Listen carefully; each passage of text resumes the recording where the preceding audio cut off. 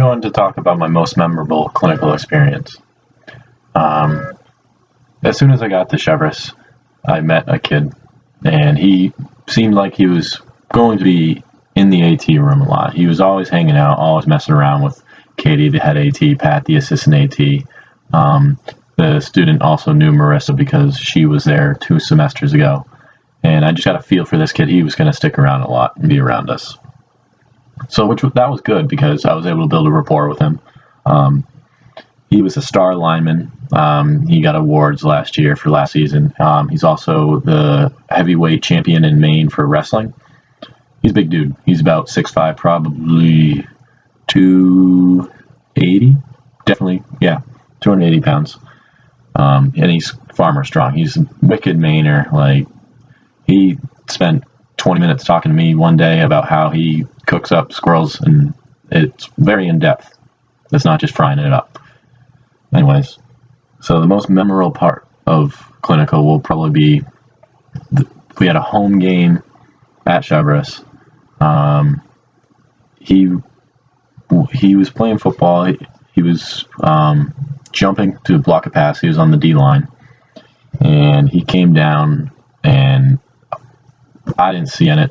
Nobody saw what happened. We just see him running off the field, yelling and screaming. He was swearing a lot of expletives.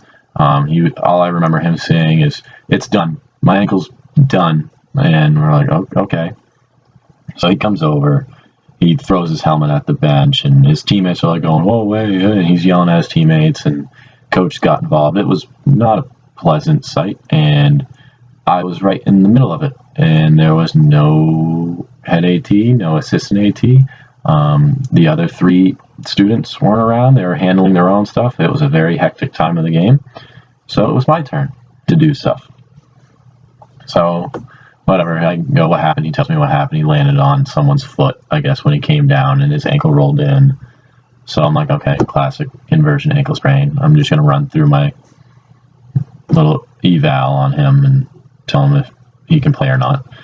So it was really weird because it just seemed to get worse and worse and worse. So we eventually got his shoe off and his socks off, and it was a balloon. His ankle was messed up. Like, it was very, very swollen on his lateral malleolus on his right ankle.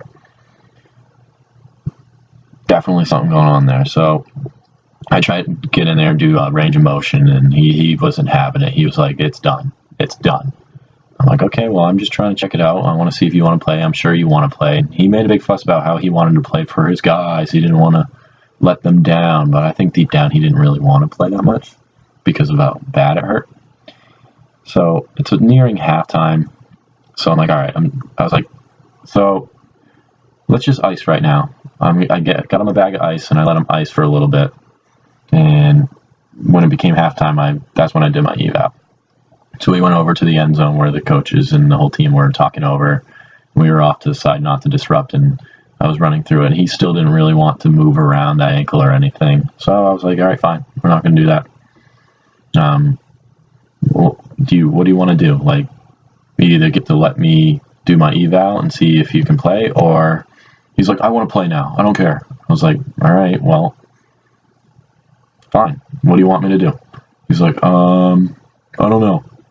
I'm like, I can give you options. I was like, I got to rule you out for any really serious injuries first. And he's like, okay. So I did bump tests. I did squeeze tests. I palpated. I pressed pretty hard, and it was painful, but it wasn't like fracture painful at all. And there were no signs of that. It didn't seem to be that severe of an ankle sprain. He's just kind of a big baby, as he's always been. That's what we kind of got from him. I'm still doing this all on my own. It's been like 20 minutes. So I put some tape on. I taped his ankle, and I used Elasticon in certain areas because to restrict motions that hurt him the most. That's what Katie taught me a couple times in the past to do. So I taped him, and then I put him in a brace, just like a lace-up brace to give him more sturdiness. And I was like, "How's that feel?" He's like, "It feels sturdier, but there's a lot of pressure." I'm like, "Yeah, I know. It's probably pretty tight because you got so much on there right now, and your ankle's fat." So I was like, all right, next step is we're going to try to do some sport-specific drills. So I was like, can you walk? And he was walking, but it was very limp-like. He didn't really want to walk at all. I was like, all right, so boom, there's one. You can't walk. How are you going to play? He's like, hold on, let me try like getting in a stance. So he got in his stance, and he's like, I can do this. I'm like, okay, so now what if someone's going to go try to go through you? Launch out of that stance. And he pushes off his bad ankle, and he immediately goes down. So he's not playing. I was like, all right, man, you're done. It's not really worth it. You're just going to make it worse, or it's just not a good idea. He agreed with me. He was just kind of bummed because he didn't want to like let his teammates down, which I get. But so we're hanging out over there because it's still halftime. Coaches are talking, and it's just me and him, and we're just talking about stuff. And he goes, honestly, Coop, this is like a 9.5 out of 10 pain-wise. I'm like, okay. I was like, you remember that like 10 means we go to the hospital or like we cut your leg off? And he's like, I know. I'm not there, but it's like really pain. This is like the most painful thing I've ever felt in my life. I'm like, a little dramatic, but whatever. I don't want to discredit his pain or anything. So we brought him over, or we didn't bring him over. We had to freaking cart him over because he couldn't walk. Because I took off the tape, the brace and the tape off, and he said it started getting worse. It was throbbing. I'm like, yep, because that's just blood flow getting back into it and stuff. It's going to feel like that. And he started crawling, like army crawling across the field because we were over at the end zone and we had to get over back to the sideline. I was like, oh my God, dude, this is ridiculous. So I called Katie. I was like, can you get the golf cart and just drag him over here? She grabbed it from behind the bench, brought him over, sat him down, put more ice on. And he cheered on his teammates for the rest of the game. But we had Dr. William Dexter from Maine Medical Center. He came over and did a little eval, and the kid didn't want him to touch him either. So maybe we look at him after the game or the following Monday. It was just a very hectic time. I would say it's the most memorable thing because I was able to use the rapport I built with my patient in the past to help me out in this certain event. I was also able to work closely with the doctor, and that was pretty cool because he's a very, very knowledgeable guy. He's been around for a while. He knows what's going on. He also has rapport with these kids because he works for Cheverus. He's almost always at every single game they have at home. And I